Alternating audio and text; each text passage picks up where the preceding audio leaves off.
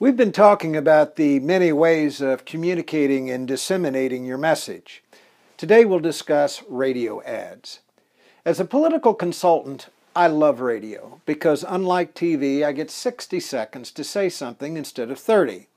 I can use it to supplement a mail or television message. I can go after an opponent who's done or said something stupid without spilling blood on a television screen. I can use it to convey information that won't fit into a TV spot about a candidate's qualifications, their values, issue positions, or the character and qualifications of the opponent. I can easily target radio, morning and evening drive, news junkies who listen to talk radio, country listeners, easy listening, and compared to television, it's cheap. What makes a good radio spot? Spots that inform and entertain. Spots that trigger pictures in the recesses of the human mind with sound effects. Spots that put you inside an imaginary conversation between two people. Spots that evoke one of the 7 human emotions: anger, sadness, happiness, fear, surprise, disgust, or contempt. What are the rules of good radio?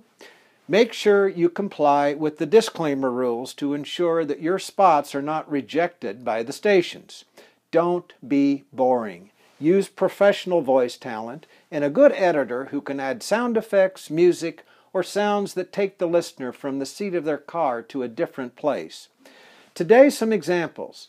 The first is a spot I once did for a little-known housewife who was running against the son of a congressman with a famous name.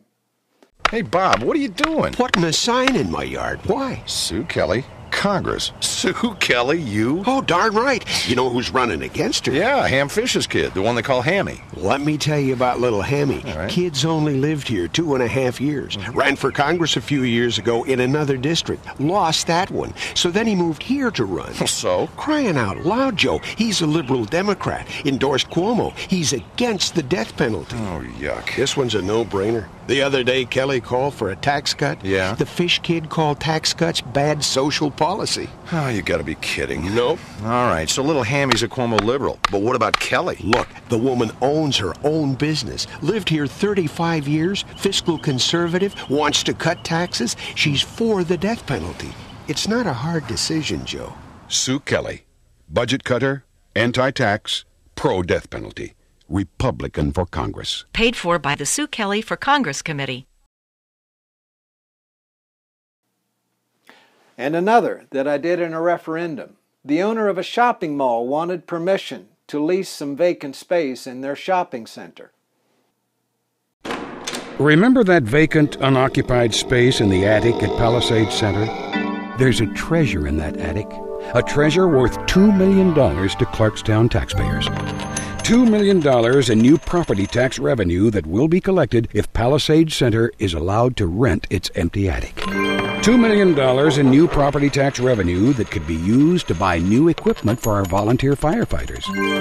$2 million in new property tax revenue that could be used to improve emergency services, hire more police, or better pay the police who serve our community. Money that could be used for schools, new classrooms, teachers, and smaller class sizes. Money that could be used to reduce the tax burden on other Clarkstown taxpayers.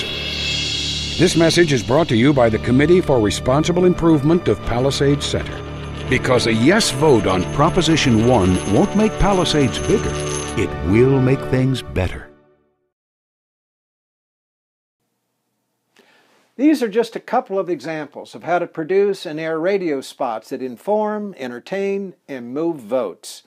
Have questions? Call me at 845-458-1210 or email me at jay@jaytownsend.com. And be sure to visit my website, jaytownsend.com, for your copy of my free book, The 10 Worst Mistakes Candidates Make. I'm Jay Townsend.